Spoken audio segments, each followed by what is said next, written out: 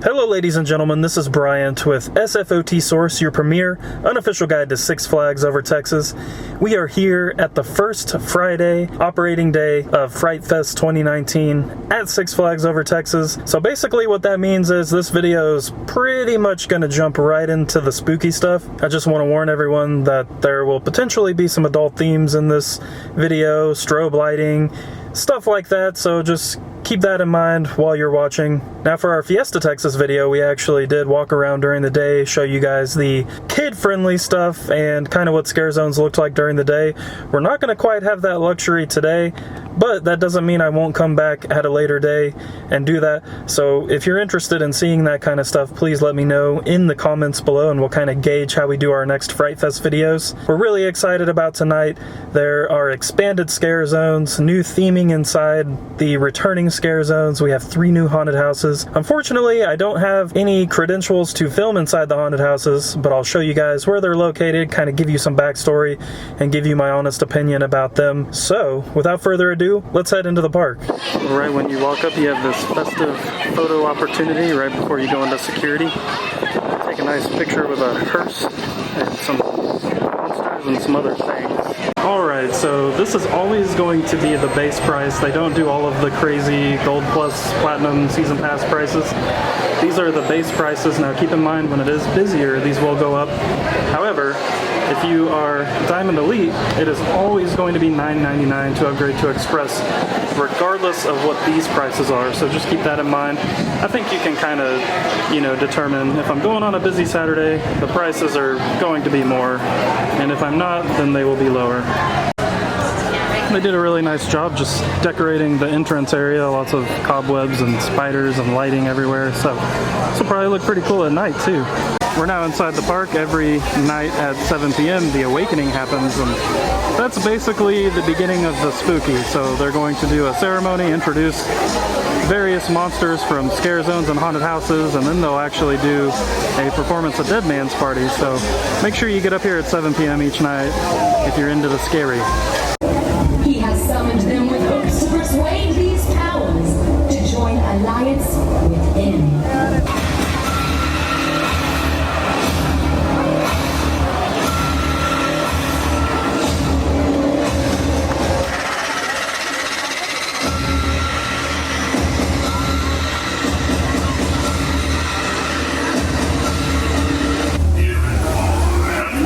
This moment for 2,000 years. From distant worlds to ancient tombs, light has been broken and the spells have begun. From the galaxy of the Voodoo and here Her Majesty's Royal Guard of Colonization. His art, meet Arms, and his art.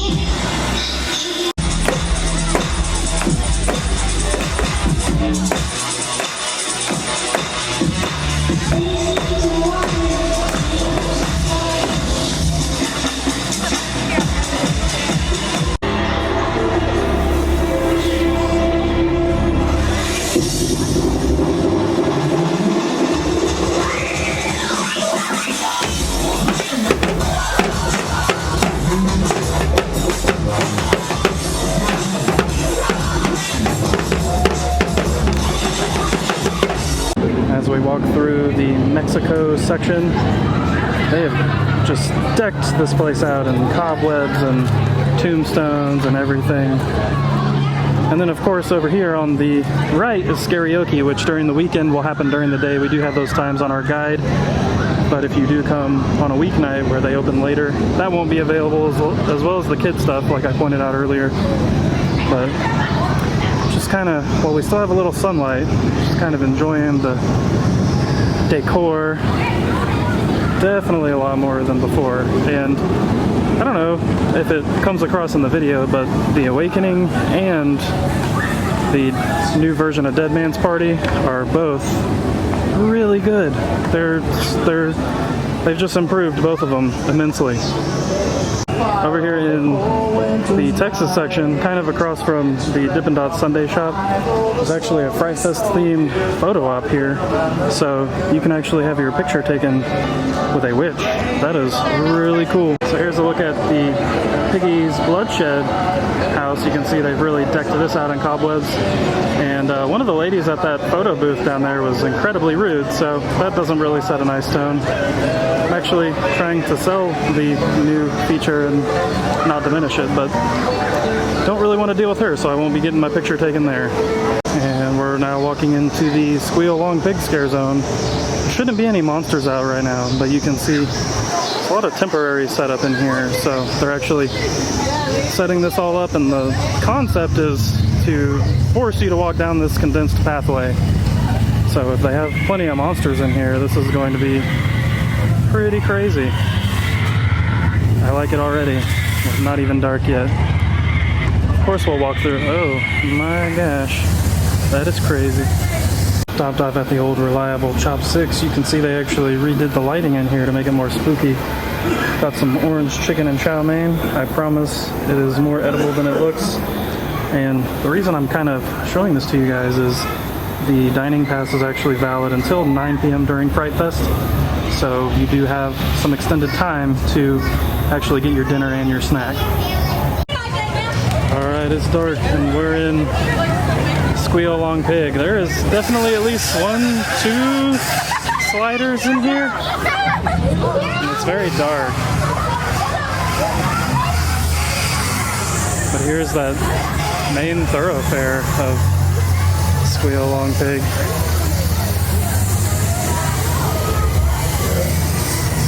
Very cool.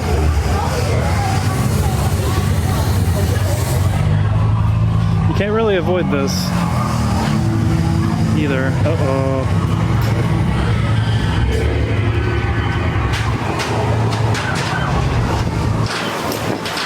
I think we're gonna turn around and go through it. I saw quite a few scare actors in there, probably 7 or 8.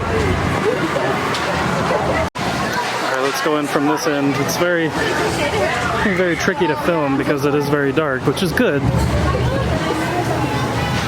See someone lurking right here.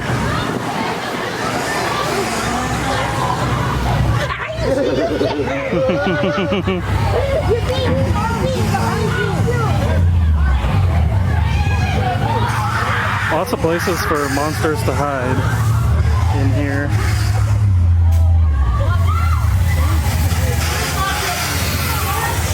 Oh, jeez.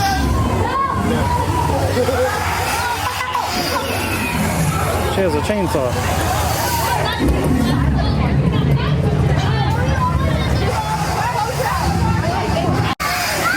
I don't know if any of this is translating to the video, but people are verified. If that tells you anything. I don't know the slider went. Oh, here's a guy. Yeah, I know, you totally can't see him. But he has a pig face. The costumes in here are very, very good. They blend in really well.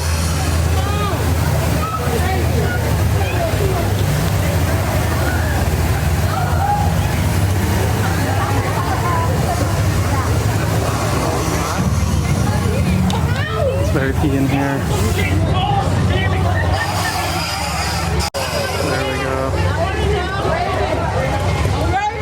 Alright folks, we're coming up on the Art of Torture Haunted House. As you can see, it's decked out for the nighttime, so we do have our VIP bands. So we're gonna go right up into the VIP line. I can't film, but I'll let you know what it was like. Alright, future Bryant here. So one of the things I actually wanted to do is go through all of the haunted houses before I actually gave independent reviews of them, because now I can kind of give you my recommendations and kind of my rankings for the haunted houses.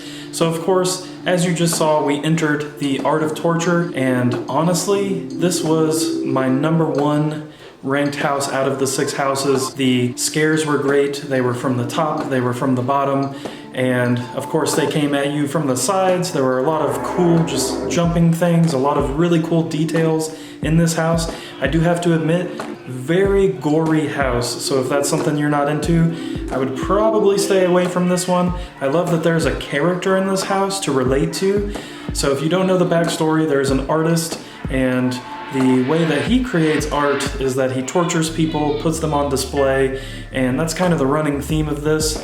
It was very effective for me, and we actually ended up going through this house twice. I liked it that much, so this was my #1 ranked house. Alright folks, next up is going to be the Curse of Ra, and this facade looks incredible.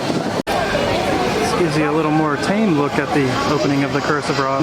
A really great job theming this out. They've got all the fire and the big Egyptian statues are all lit very well.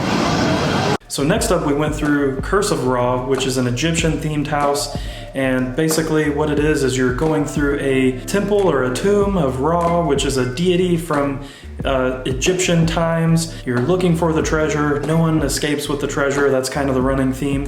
And honestly, there was tons of detail in this haunted house. There were a couple cool kind of animatronic things that happened in there. I don't want to give it away to you, but a couple times they definitely did kind of get me to jump. But overall, not too much of a scary house, just more of a detailed and themed house. So this was actually my #2 ranked house out of the 6. Alright folks, the third haunted house that we are going into is Alien Incubator. As you can see, lit up pretty cool at night. It's got a very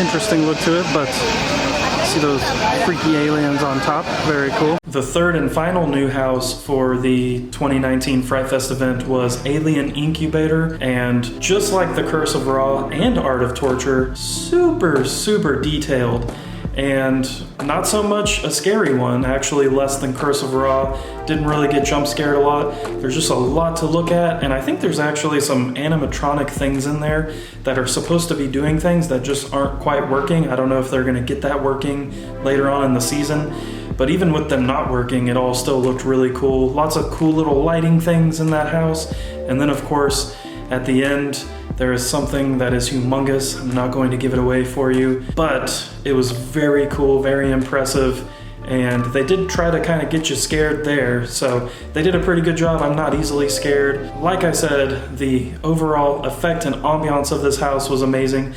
And just a quick backstory, it's supposed to be a military base. They're doing experiments on aliens. The aliens begin to escape. They begin attacking humans, using them as hosts, and it kind of escalates and goes from there.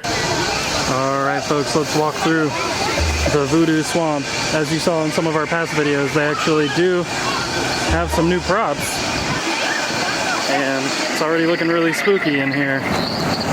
So, interesting. As you can see, these things are hanging down, just to add to the ambiance of this being swampish.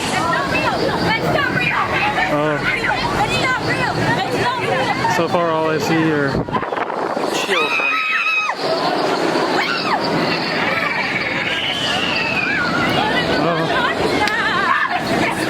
Here's some people just kind of hanging out. Oh, he made a nasty noise. I don't know what that thing is.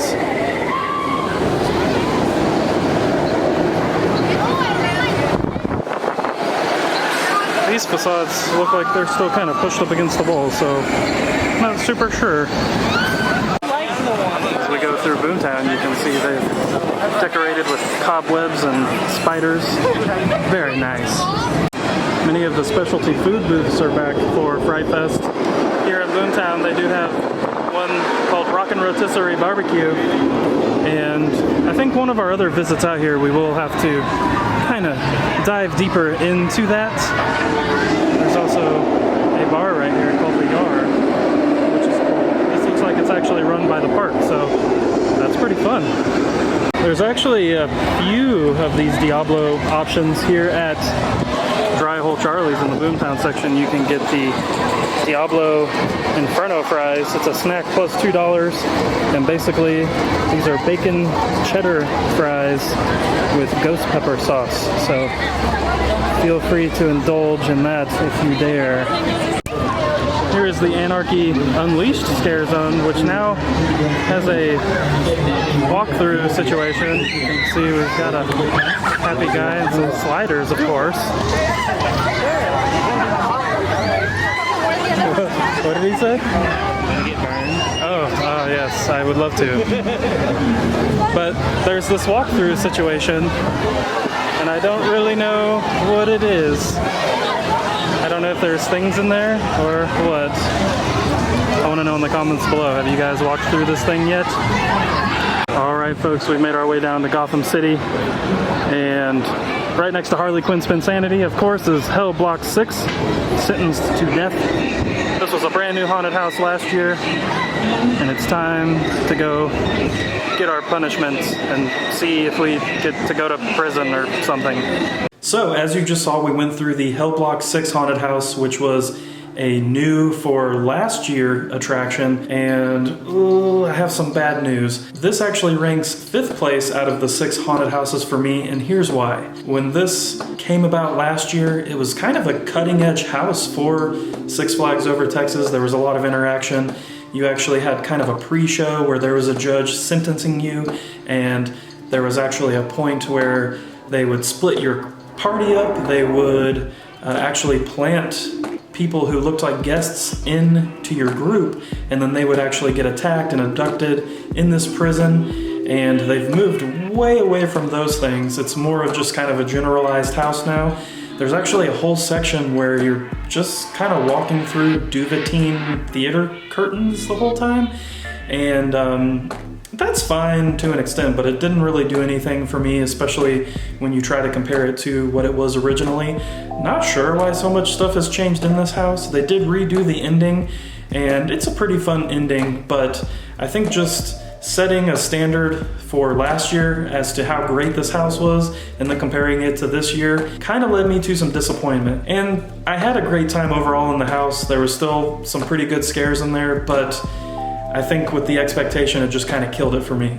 It is worth pointing out that essentially anywhere a haunted house is located, there will be a booth selling haunted house wristbands. Now, if you're Diamond Elite and you want just a regular pass, your free wristband, you do need to go to member services, so just keep that in mind. But as you can see, if you want to upgrade your Diamond Elite free pass to a paid pass, you can do that. Alright, next up here in Gotham City is the Blackout Haunted House. This is actually also a returning house, kind of one of the longer standing ones, this and Piggy's Bloodshed. And as you can see, they actually kind of wrapped the building a little differently than normal, so I really don't expect anything on the inside to be different, but we will find out. Next up, we went through the Blackout Haunted House, which is also located in the Gotham City section, kind of where Hell Block 6 is, not quite the same area, but same part of the park. And this, it is what it is. It's a very dark house. They definitely get the point across. The characters in there weren't really coming after us. They were doing some weird noises and things like that, which can be fun. But honestly, this house every year is just kind of confusing to me. I end up not even knowing how to get out. Someone has to say, hey, the exit's over there, and then I go, oh, okay, so let me leave. This is ranked number 6 out of the 6 haunted houses for me, and it does have some cool things in it, but it's just definitely dated and definitely showing its age. Alright folks, we've made our way back to the Texas section, and it's time for Piggy's Bloodshed. And this might actually be the oldest house here now, established in 2012. Curious to see if anything's changed. And the last haunted house we went through was Piggy's Bloodshed. This has been at the park since 2012, and it's been a pretty consistent house throughout the times. Now this year they actually have added a couple effects in the house, and I'll be curious to know in the comments below if you guys picked up on any of those effects. There were just a few things here and there that haven't been in the house before. All the scare actors in the house were doing great. It's one of the longer haunted houses that the park offers, and there were a couple scare actors in there that were real creepy, and I mean that in the nicest way possible, but it really made for a fantastic experience. I would rank Piggy's 4th out of 6.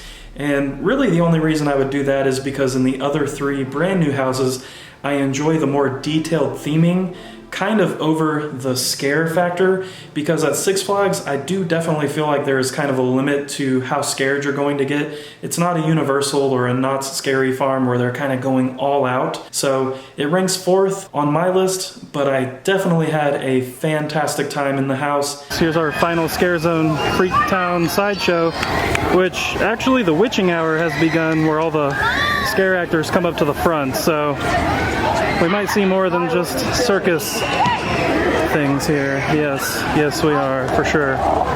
So, I hate you! my. Lots of monsters in here. Oh, she's just playing the violin. You don't want to stay and play? Well, I could stay, but you guys scare me. So we're doing our job. Yeah. All right.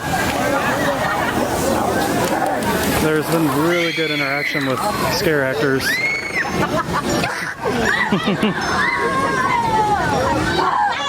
And I bet if we walk to the other side of Star Mall, we'll see more. I'm gonna see if he'll slide. There's a slider right here. Come on. Ooh. It's making crazy noises at people. There he goes. Awesome. Definitely a lot more sliders here than there were in past seasons. Of course, if you come up here the last 30 minutes of the day, you're gonna have all the monsters running around. The clown walking by right now.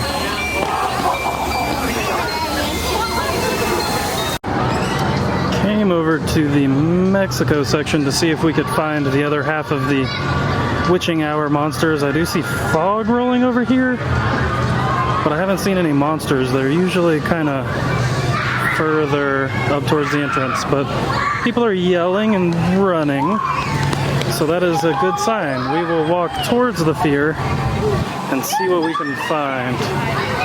Well, here they are. They are right here at the crossing from Mexico to Texas. They even have fog machines. So everyone from Squeak Wong Pig and Voodoo Swamp are over in this corner. So lots of monsters getting everybody as they leave the park. I really love this concept. It's just very smart.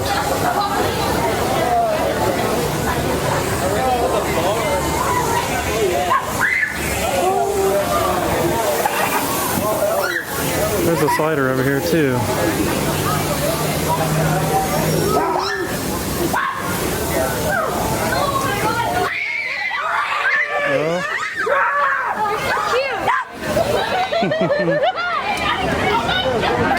Alright folks, that's going to do it for our first trip to Fright Fest 2019 at Six Flags Over Texas. I have to say that this event has substantially improved from the last couple of years to this year. Obviously, some of the haunted houses are still kind of interesting, right?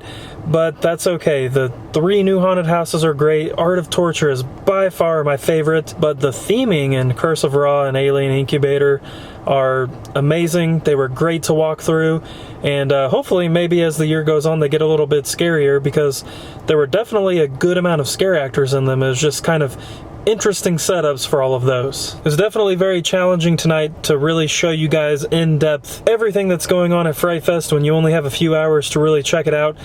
So, if there's anything you want to see, please let me know in the comments below, because when we come back out, I want to make sure all of that stuff actually gets into the video. Of course, we still have to show you guys Arania's Nightmare. Don't worry, we didn't forget.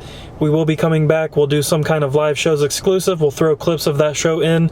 We did actually watch it tonight. It was just from kind of a bizarre angle because we got to the theater late, so I didn't actually film any of the show. And of course, we'll try to come back during the day so I can show you all the kid-friendly activities and just the other things that are happening around the park. If you want to know more information about haunted houses, like when they open or when shows take place throughout the day, you can find that on our Fright Fest 2019 guide at sfotsource.com. That link is in the description below. Also, we have the base pricing for the haunted houses on that guide as well. Please keep in mind the prices will fluctuate a little bit depending on what day it is. So on a Saturday, I would expect them to be more expensive, and as we get closer to Halloween, I think probably on more days than just Saturday, the haunted house pricing will be expensive.